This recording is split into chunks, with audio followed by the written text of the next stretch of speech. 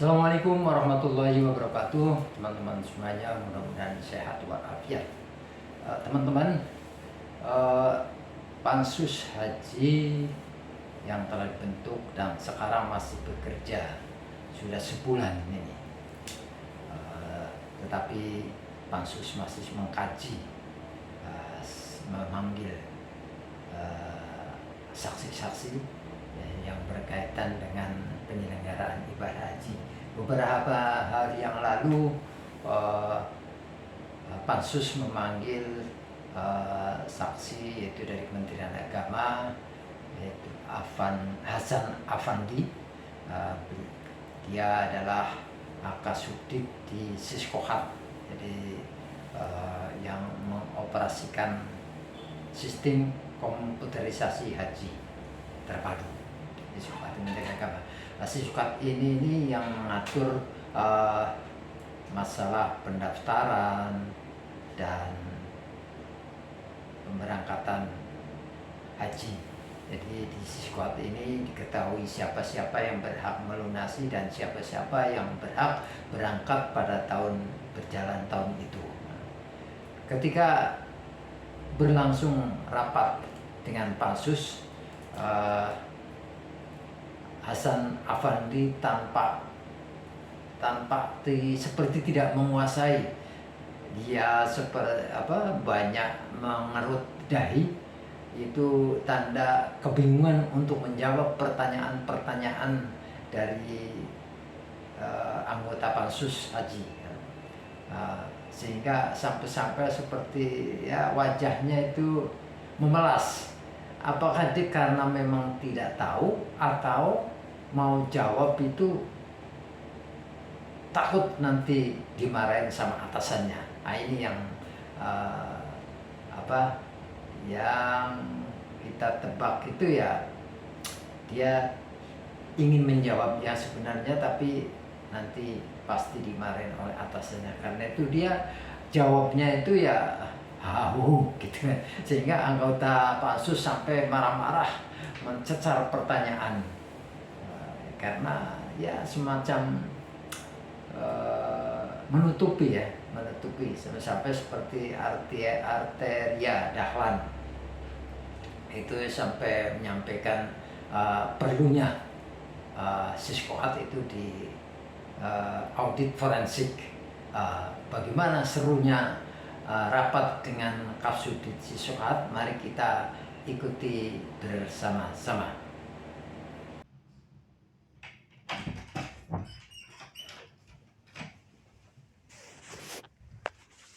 Sebelum skors adalah tentang penyampaian data, sebagaimana telah disampaikan kepada Pak Hasan tentang data-data yang kita perlukan, dan Pak Hasan silakan untuk menyampaikan data tersebut.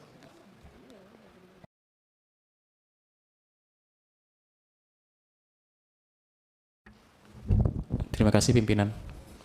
Assalamualaikum warahmatullahi wabarakatuh. Tadi kita, seingat saya, masih berlanjut dengan ini ya Pak ya, gagal sistem ya Bu ya, masih dengan gagal sistem cadangan yang kemudian ada irisan gitu.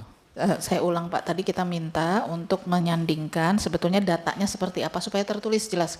Dari tadi kan kita agak muter-muter, lunas, gagal sistem, tidak jadi berangkat, tadi ada yang 473, ada yang macam-macam itu ya tadi ya. Jadi kita ingin memastikan dia sebenarnya berapa gitu ya, berapa yang berangkat, berapa yang tidak berangkat, terus kemudian yang cadangan gagal lunas tunda, kemudian juga yang gagal sistem tidak berangkat, terus kan tadi ada irisan lunas tunda dengan gagal sistem tidak berangkat 473 orang.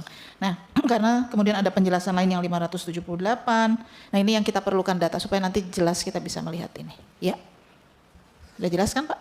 Ya, silakan Pak.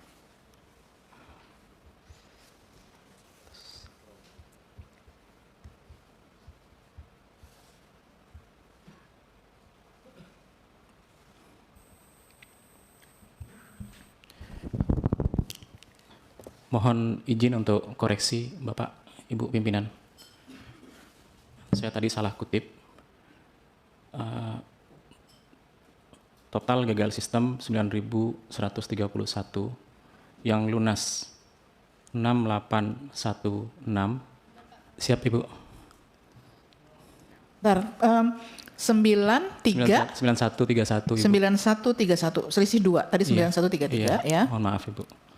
9131 lunas 6816. Oke. Yang lunas ya Bu ya. Ya, tadinya lunas 6238. ya, yang 6816. Dari 6816 tersebut yang berangkat 6238, yang tidak berangkat 578. Itu Ibu untuk yang lunas. Nah, sebanyak 2.315 itu statusnya tidak lunas. Dari 9131 maaf berapa? 2315. 2315 tidak berangkat. Jika boleh kalau misalnya saya kirimkan pivotnya saja biar lebih enak melihatnya bagaimana Ayo ya? Pak, silahkan. Jadi kita Ke lihat. siapa Coba ya? dari sekretariat diambil datanya dari Pak Hasan. Saya WA ke siapa kalau bisa? Jadi biar daripada ngetik Ya, biar baik. kelihatan ini. Dikirim ke siapa yang selama ini kontak, Pak Tomo apa Mbak Iva? Mbak Iva. Ada nomornya Mbak Iva kan? Bisa dikirimkan? Biar nanti ditayangkan di sana.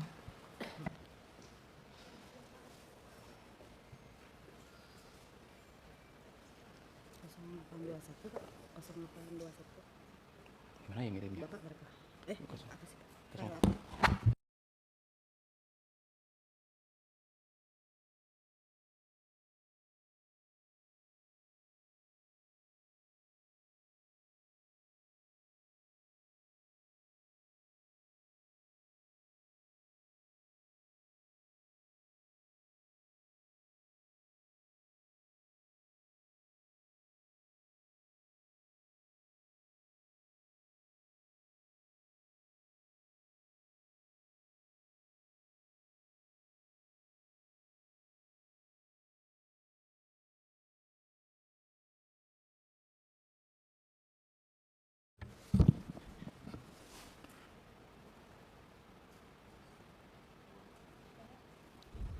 Lagi ditampilin Bu, biar dari tabelnya kelihatan.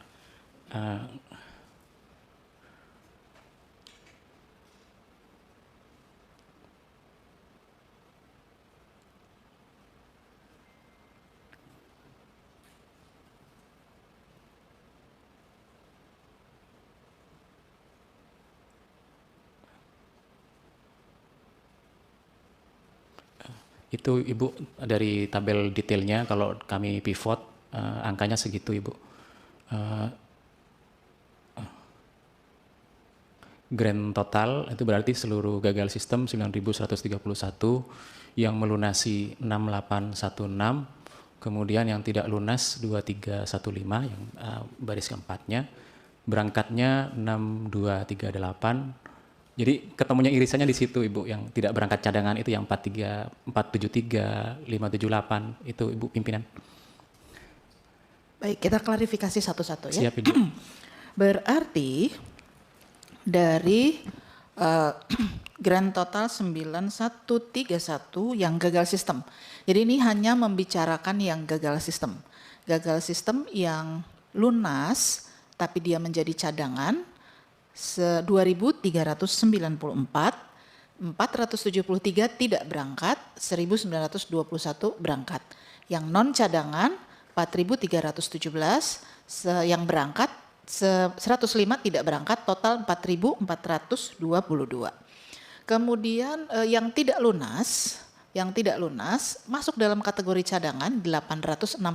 Karena tidak lunas maka dia tidak berangkat. Non cadangan karena dia tidak lunas juga tidak berangkat 1.450. Berarti yang tidak berangkat, sebentar, yang tidak berangkat ini cara menghitungnya 865 1.452 612 enggak Pak, Kak matching kalau gitu. Angkanya 865 tambah 1450. 15 belakangnya harus 15. 2315 yang tidak berangkat.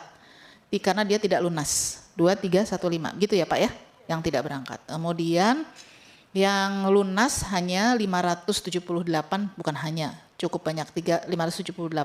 Berarti 2.893 tidak berangkat, yakni rombongan yang gagal sistem.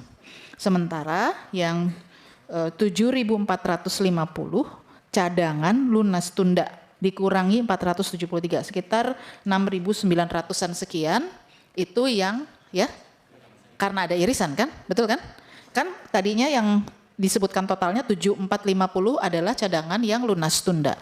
Mari kita hitung bersama-sama, 7.450 dikurang 473. Kurang 473, berarti 14, 7, 13, 4, 9, 6, 6.977 yang cadangan lunas tunda yang bukan gagal sistem, tapi dia tetap tidak berangkat. Nah itu ya data-data itu tadi. Dari data ini adakah yang ingin ditanyakan atau diperdalam Bapak Ibu?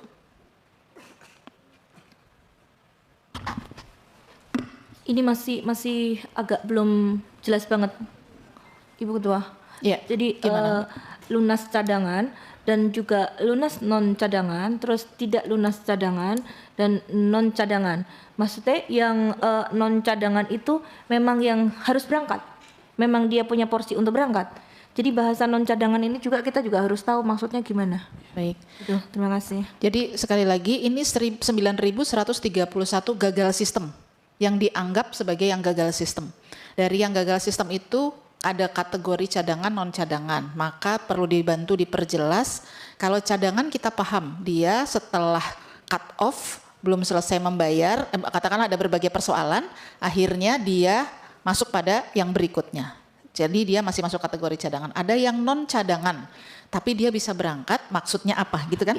Di samping itu gini, apakah cadangan itu yang 30% yang dimaksud tadi atau tidak? Ataukah yang dimaksud Bu Ketua tadi? Karena memang itu ada beberapa yang belum selesai, misalnya keistitoahan belum, terus kemudian sesuatu yang baru muncul kemudian belum, kemudian ke tahap yang kedua, atau bagaimana? Jadi ini istilah cadangan dan non cadangan tolong diperjelas. Karena nanti kan endingnya ke angka-angka juga. Terima kasih. Baik, terima kasih Bulan. Pak Hasan silahkan menjelaskan. Terima kasih Ibu. Kalau di data kami ketika tahap 1 dibuka itu ada 2 kategori besar sebenarnya. Yang satu urut porsi plus lansia itu, yang satunya lagi cadangan. Jadi di dalam tahap 1 itu kan memang ada 3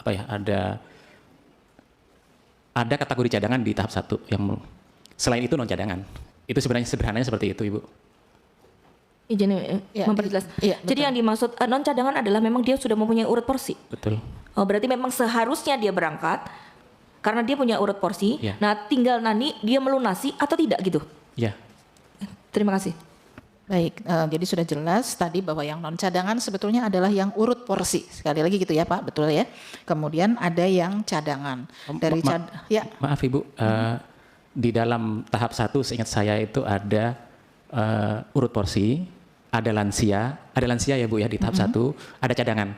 Nah, non cadangan itu selain cadangan gitu intinya. Berarti bisa Inti. lansia, bisa urut porsi. Betul. Oke, baik. Selanjutnya Bulan. Tadi hanya memperjelas karena kan kita mau berhitung karena kan nanti takutnya lansia ini juga ada pendamping atau apa nanti kan kita masuk di situ Bu gitu loh, makanya kan kita mau menghitung ini, jadi antara cadangan dan non cadangan ini kan harus jelas. Berarti yang dimaksud non cadangan sama Pak Hasan adalah nomor urut dan lansia. Berarti yang pendamping tidak termasuk di situ. Tidak termasuk Ibu. Di pendamping tidak termasuk ya. Tidak. Oke, terima kasih. Berarti maksudnya nanti pendamping ada di tahap kedua. Oke. Ada lagi Bapak Ibu yang mau memperjelas? Silakan Bu Endang. Tetap berkaitan dengan ini, hanya saja kita ingin tahu bahwa asal muasal Bapak sebagai Kasubdit Siskohat ya, apakah Bapak tidak ada kewenangan atau keberanian untuk menyatakan bahwa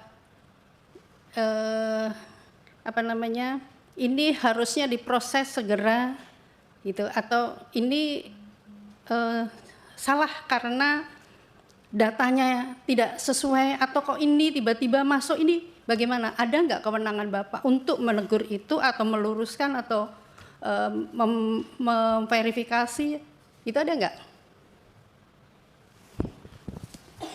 Kalau di kami, Ibu, itu lebih kepada memastikan jangan ada atau jangan sampai yang itu. Kalau di sini kan ada batasan usia, terus minimal pendaftarannya 5 tahun, itu kami lebih ke arah situ, Bu. Karena tadi kan disebutkan ada indikasi orang-orang yang gagal sistem adalah satu diantaranya telat informasi. Nah gitu kan. Nah, apakah ini tidak ada kewenangan untuk kemudian mengklarifikasi atau harus menunggu instruksi dari atas? Agar supaya jamaah itu tidak dirugikan kok sampai informasi tidak sampai terlambat. Padahal Kementerian Agama itu kan sampai ke bawah jaringannya ada. Kok sampai nggak informasinya nggak sampai, itu kan sangat mustahil gitu. Maksud saya, apa tidak ada kewenangan Bapak untuk seperti yang saya sebut tadi? Izin Ibu, kalau untuk ke situ tidak, Ibu, karena kan kami berhenti di sistem. Jadi ketika proses pemberitahuan berhak lunas, penyampaian berhak lunas, verifikasi itu udah di ranahnya Direktorat Layanan Haji Dalam Negeri. Jadi sudah di situ. Oh, oke. Hanya berhenti di Direktorat Layanan Haji. Nah ini yang kemarin justru tidak terungkap. Nah gitu. Jadi selama ini Bapak hanya menerima saja informasi setelah data Siskohat masuk di kabupaten, kota atau provinsi, baru Bapak input atau bagaimana yang sesungguhnya? Ketika jemaah berhak lunas itu diumumkan, kami mengupload datanya ke sistem, ke Siskohat. Otomatis kan Kemenak masing-masing kabupaten kota itu bisa melihat per daerahnya sendiri-sendiri. Nah, itu berhenti ininya kami, Bu, tugasnya kami. Kami tinggal kemudian memastikan bisa proses pelunasan. Nah, untuk berikutnya di Direktorat Dalam Negeri, Ibu. Jadi tidak langsung ketika jamaah ingin mengakses, saya mendaftar itu langsung terakses, EHATS itu ada di tempat Bapak ya? Iya. Enggak langsung ya? Tidak, Bu. Tidak, Bu. Oke, berarti secara tidak langsung ini kan Siskohat ini tidak ada gunanya, pimpinan. Iya kan? Buat apa Siskohat ada orang tapi tidak difungsikan? Seperti itu. Ini sia-sia. Ya, terima kasih. Pimpinan. Baik, silakan Bu Sali. Ya, saya tidak melanjutkan ini tapi agak berbeda. Kaitan dengan Siskopatu atau Siskohat yang menyangkut dengan haji khusus. Kalau untuk haji khusus, apakah ada akses dari PIHK untuk bisa menginput data para jamaah haji khusus? PIHK di usernya di Siskopatu itu tidak bisa, Ibu, untuk menginput data jemaah. Data jemaah haji khusus itu yang melakukan input adalah Kanwil Kemenak di aplikasinya Siskohat. Di khusus untuk jamaah haji khusus, mereka dari BPS-nya tetap melalui Kanwil dan Kemenaknya? Melalui Kanwil, Ibu. Melalui Kanwil ya? Iya. Bukan Kemenak ya? Bukan kan Kemenak Kabupaten Kota. Berarti melalui Kanwil ya? Iya. Jadi data-data untuk haji khusus melalui Kanwil. Kanwil. Betul. Tidak ada kaitannya dengan PIHK. Umumnya yang proses itu tetap, karena kan ketika mendaftar ini tetap pasti ditanya PIHK-nya apa gitu. PIHK-nya mana? Ya, karena begini, tadi kan kita sempat berbicara mengenai yang 0 tahun. Nah, 0 tahun itu kan ditentukan oleh PIHK. Nah, datanya Siskopatu tidak bisa membuka itu, tetapi yang bisa membuka adalah Siskohat. Gitu kan? Maka otomatis kalau yang bisa membuka itu Siskohat, artinya bahwa data-data itu semua terpusat di Siskohat kan? Betul, Ibu. Data haji seperti yang saya sampaikan tadi sebelumnya, seluruh data jemaah haji itu adanya di Siskohat. Berarti pemilihan jamaah dia bisa berangkat atau tidak, itu tidak diseleksi, tidak ada seleksi lagi oleh Kementerian Agama? Saya kurang paham Bu yang untuk proses pengajuannya seperti apa untuk pengajuan jemaah tadi. Oke, terima kasih pimpinan. Terima kasih Bu. Baik, Pak Teri, silakan. Ya, tapi saya agak mundur sedikit, nggak apa-apa Ibu. Ketua. Nggak apa-apa biar jelas supaya Iya. jelas semua. Pak Hasan, saya hanya mengingatkan ini, ya Pak Hasan, pasal 20A ayat 2 Undang-Undang Dasar, Pansus diberikan kewenangan untuk melakukan penyelidikan. Untuk itulah kita di sini, ya pertanyaannya dalam rangka ya ingin mendapatkan informasi terkait dengan kebijakan Kementerian Agama yang penting, strategis dan berdampak luas, yang diduga bertentangan dengan peraturan perundang-undangan, ya. Makanya pisau analisa kami ini selalu mainnya dari undang-undang, dari peraturan menteri, keputusan menteri. Saya ulang dulu ini, Kasubdit Data dan Siskohat, saudara saksi ya. Tugasnya apa sih ini tugasnya? Kalau tadi ini kan banyak nggak taunya, banyak nanyanya. Tugasnya apa? Nama resminya bukan ini sebenarnya, izin nama resminya itu Kasubdit Data dan Sistem Informasi Haji Terpadu, Pak. Jadi Tugasnya Bapak ini apa? melaksanakan kebijakan dalam bidang sistem informasi haji terpadu. Di antaranya ya di kami melakukan pengelolaan infrastruktur, terus kemudian melakukan pengembangan basis data dan pengembangan sistem informasi. Oke, itu sudah dikerjakan selama 10 tahun lah kan, saudara saksi terlibat 10 Iya. tahun ya. Saya ingin tanya nih, yang sederhana dulu. Ini kan semua data jamaah, Bapak menangani semua data jamaah, baik reguler maupun khusus ya, Betul. termasuk juga sistem pengelolaan data. Saya ingin tahu deh, rekap jamaah reguler yang berangkat, cadangannya berapa? Tadi ulang lagi nih, gagal sistemnya berapa?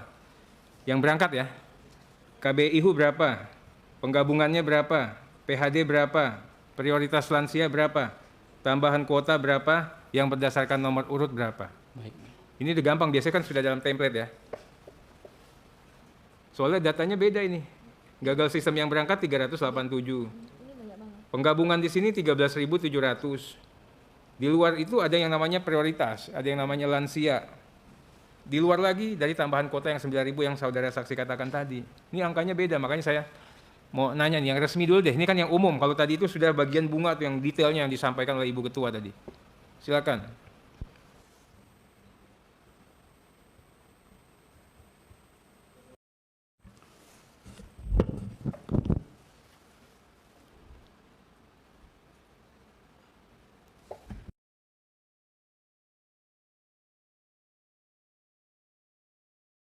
Ya, kasih tahu ya, Bapak saya tanya lagi Pak.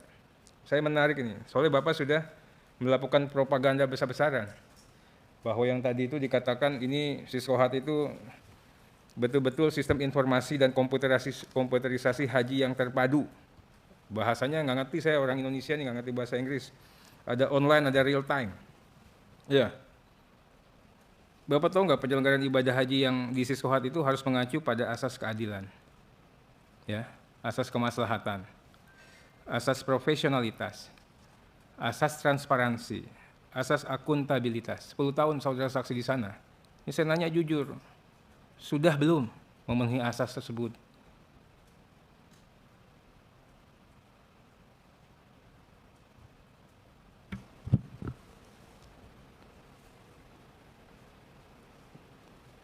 Saya jawab sudah.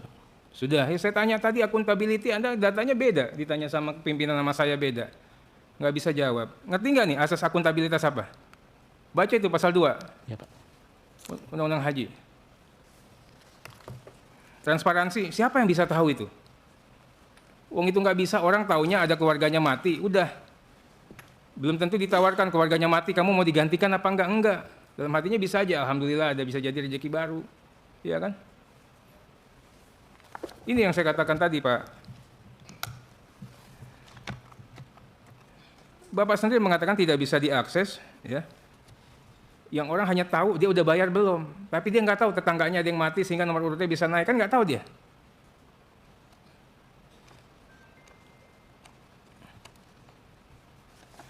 Ini kita punya undang-undang haji nggak?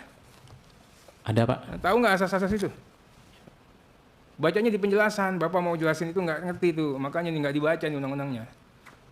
Oke, saya lanjut lagi Pak ya. Saya jangan bilang Bapak udah memenuhi.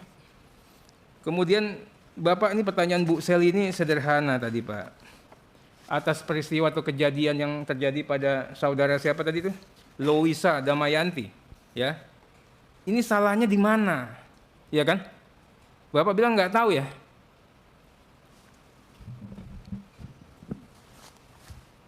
Kalau tidak bisa memastikan atau pendengar Kira-kira sendiri, di mana salahnya? saya belum tahu Pak. Nah ini saya kasih nggak bisa tahu jawab. Pak. Iya, Bapak bicara jujur aja nggak berani. Bapak yang ngasih tahu kita Pak. Siskohat hanya bisa diakses oleh 9 pihak. Ya. Ini saya kasih nih logika akal sehat nih bicara Pak. Bank penerima setoran. Ya udah pasti dia nggak mungkin lah cawe-cawe di situ. Karena apa? Siapapun orangnya akan bayar. Bener nggak? Siapapun yang dimasukin namanya. Embarkasi, ya nggak mungkin lah. Ngapa gunanya embarkasi? Capeknya sama, ngelain si A sama si B. Betul nggak? Seluruh sektor daker pada saat operasional musim haji sama juga nggak ngaruh itu, ya. Subdit haji khusus, subdit transportasi udara, Siskohat nggak ngaruh. Tapi ada 3 yang berpengaruh Pak. Apa itu? Kantor Kemenak Kabupaten Kota, kemudian Kanwil, kemudian subdit pendaftaran. Di 3 itu Pak permasalahannya yang disampaikan oleh Ibu Seli. Kita repot ini, Bapak nih mau memberikan keterangan yang benar atau gimana? Ini kan logika sebenarnya Pak. Benar nggak? Ini kan logika, masalahnya di situ Pak. Itu yang harus kita benahin. Kenapa kita nggak bisa benahin? Kenapa? Tahu nggak kenapa? Nggak tahu? Ya, karena dibuat PMA. Ya, saudara saksi ya, ini saya melalui pimpinan. Saya nggak ngerti saudara saksi ini orang baik, tapi untuk menguji orang baik dan tidak baik ini, biarlah keadilan yang berbicara. Makanya saya minta melalui pimpinan, saya minta Siskohat ini diaudit secara forensik. Mohon dicatat itu jadi kesimpulan kita. Kita minta diaudit secara forensik, kalau perlu kita pakai Bareskrim di sini. Ya, kalau kita bisa menyewa, saya sih lebih menyarankan menyewa, Ibu Ketua.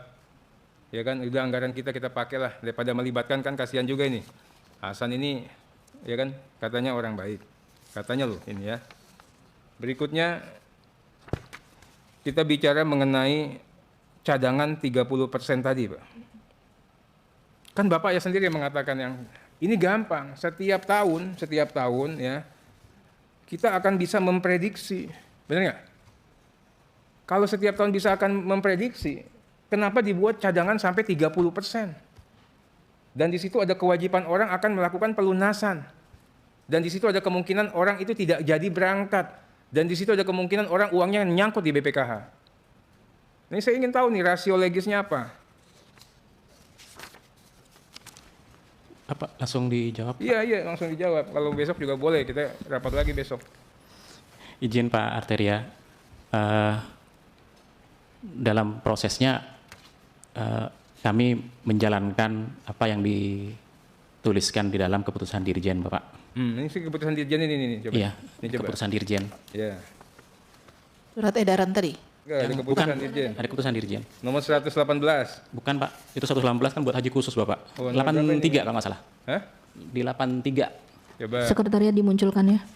Ini kan dia kan tidak berdiri sendiri, coba. Apa yang melatar belakanginya? Kenapa saya tanya begitu, saudara saksi? Ini dari saudara saksi sendiri nih, ya. Pada bulan September yang mau berangkat itu semua diinfo. Tadi kan ngomong sini ya.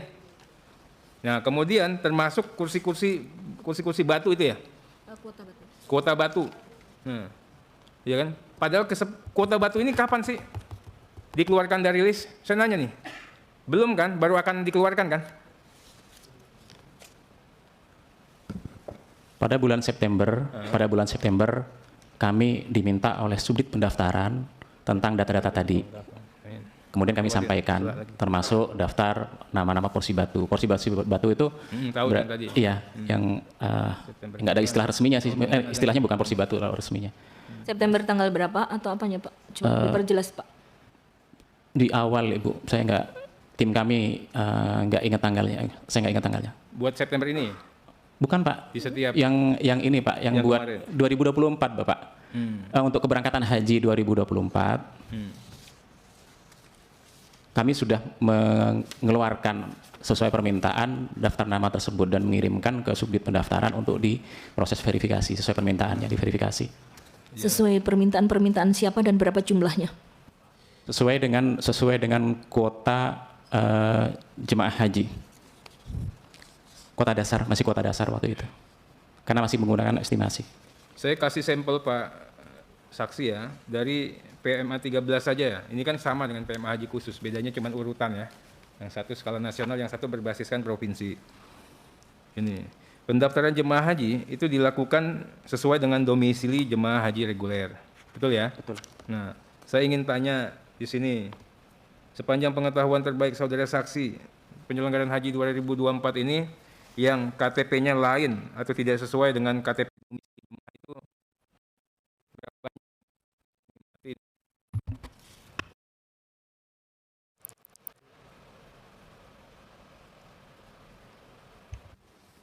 Kami tidak punya datanya, Pak. Ini yang saya katakan, ini celah. Ya kan? Ini ruang bermain. Itu. Makanya banyak yang kejadian yang di Kaltara, ya kan? Tadi yang katanya yang dari tempat Ibu Seli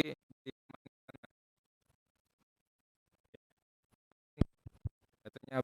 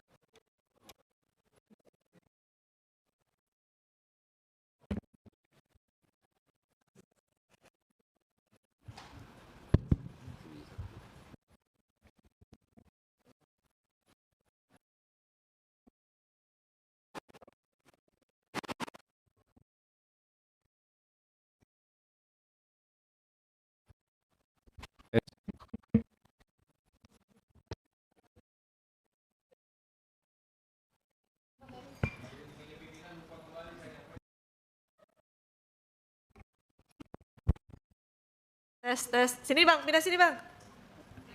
Ini kenceng nih.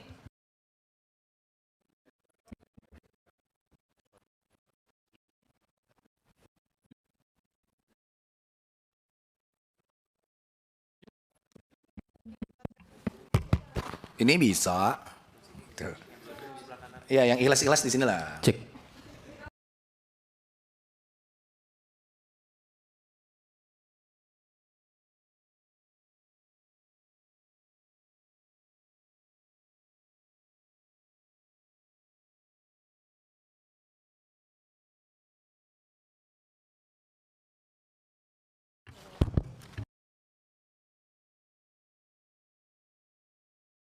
ya.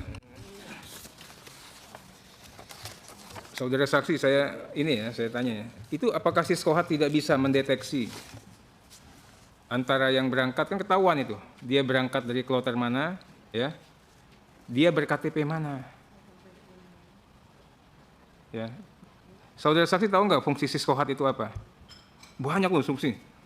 Pelaksanaan sistem akuntansi, sarana informasi data, kemudian juga sebagai basisnya adalah pemrosesan dokumen paspor dan visa. Tanya sama imigrasi. Kalau memang dia dari Kaltara, tapi dia orang Jawa Barat, dia kan ketahuan. Kan gampang sekali. Itu.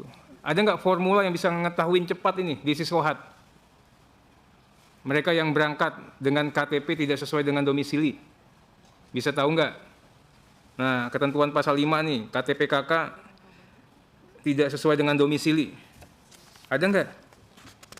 Karena ini konsekuensinya adalah nanti adalah pembatalan pendaftaran, itu pasal 17-nya. Itu loh, ya. Coba dijawab itu, Pak, sebentar, Pak. Jawab dulu. Nggak hidup. Ya kita berduaan sini, Pak. Kok nggak hidup, Pak?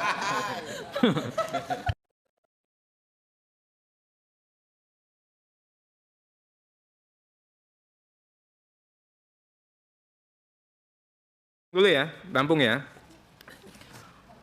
Saudara saksi pasal 9 PMA 13 itu secara atribusi mengatakan petugas kantor Kementerian Agama lah yang menginput data jemaah. Ini kaitannya dengan ada yang jemaah berangkat belum 5 tahun, dihitung katanya tahun 2013 tadi ya. Nah, pertanyaan saya, yang menginput data jemaah itu apakah hanya petugas kantor kementerian atau ada pihak lain? Ya. Dari 9 yang bisa mengakses. Berikutnya, ini penting, pasal 14. Jemaah haji yang telah melunasi BP dan tidak dapat berangkat pada penyelenggaraan ibadah haji tahun berjalan karena alasan tertentu dimasukkan dalam daftar prioritas berangkat tahun berikutnya. Fair ya aturannya ya? Adil ya?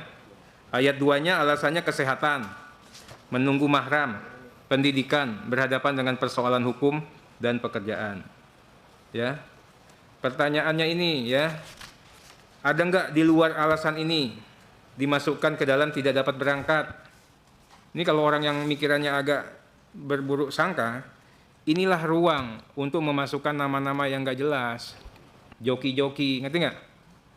Masukin aja namanya dulu, kok nanti akhirnya kan enggak jadi berangkat. Ya, dikasih tempat di ayat 2-nya alasannya yang begini. Gitu loh. Ya.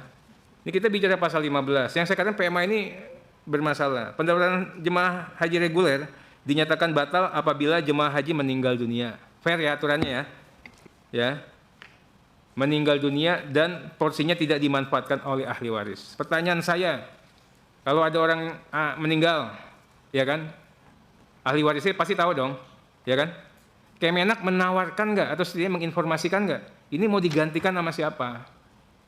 Atau nggak dikasih tahu?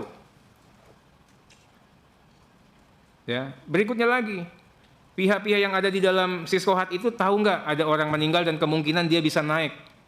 Itulah gunanya Siskohat yang katanya transparan itu sebenarnya kan.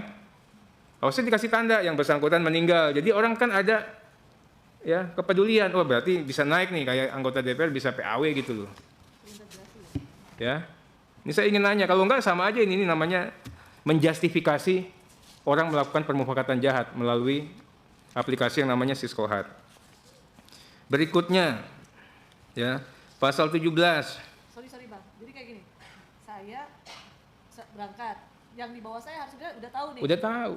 Harus ada pengumuman kayak begitu Iya ya? dong. Kalau gue mati berarti Iya, berarti gue naik nih, iya. berangkat. Itu yang saya katakan minimal di Siskohat itu ada notifikasi si ini meninggal dunia. Itu loh. Iya kan? Ini kan nggak ada. Yang tahu Kemenak dan Tuhan Yang Maha Kuasa. Iya kan? Oke ya. Nih berikutnya pasal 17. Nih, jemaah haji reguler yang dibatalkan pendaftarannya dengan alasan yang sah. Ini pernah nggak ada dilakukan? Misalnya terbukti KTP-nya tidak sama. Ini kan semua diberikan ruang. Nah, saya ingin tahu ya pembatalan pendaftaran jemaah ya itu kan pakai dokumen yang diterbitkan oleh pejabat yang berwenang ini. Ini ada nggak di Siskohat 17 ayat 2? Berikutnya pasal 21, ini penting yang kaitan yang tadi. Nomor porsi jemaah haji reguler yang berstatus batal.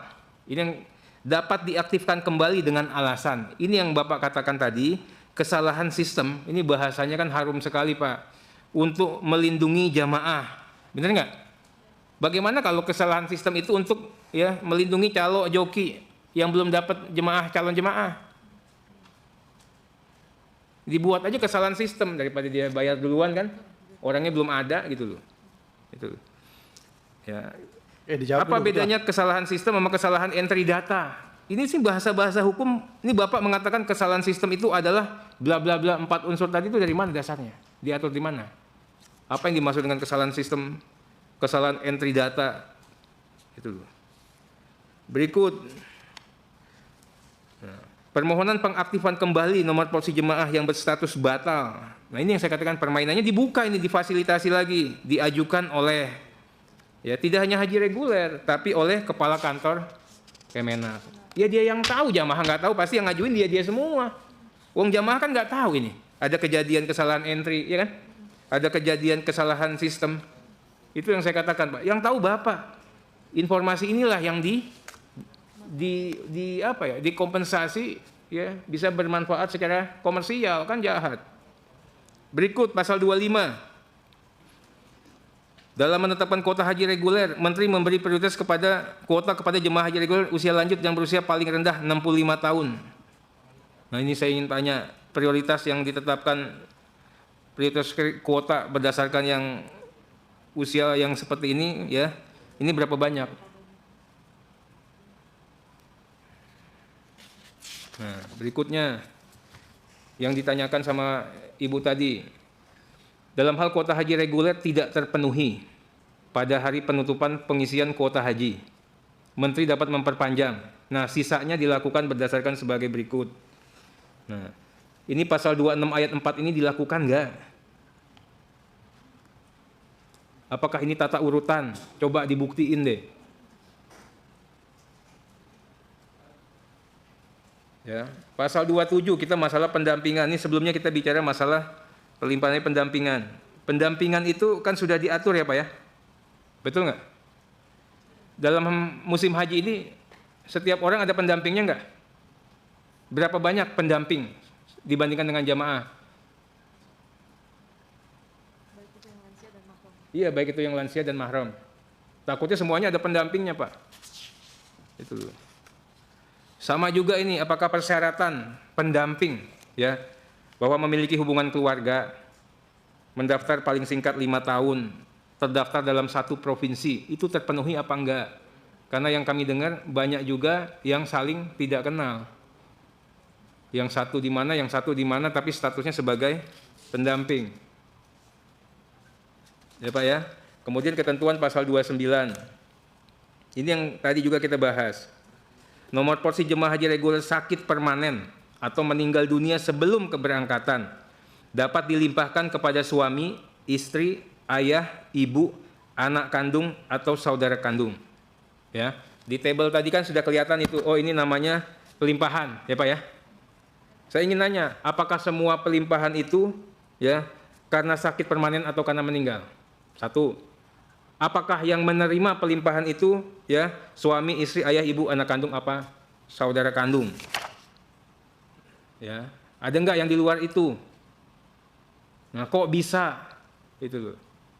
Ya, itu namanya akuntabilitas. Harusnya pertanyaan saya itu Bapak bisa langsung tinggal pelimpahan, buka lagi, bicara nama, kapan dia daftar. Itu yang kita harapkan. Kalau ini namanya orang ngerekap. Ngerekap itu apa ya? Kayak di toko kelontong, ada jualan apa diiniin, datanya gimana. Kan nggak seperti itu harusnya. Mungkin itu sementara Pak Ketua. Terima kasih Pak Ketua. Baik.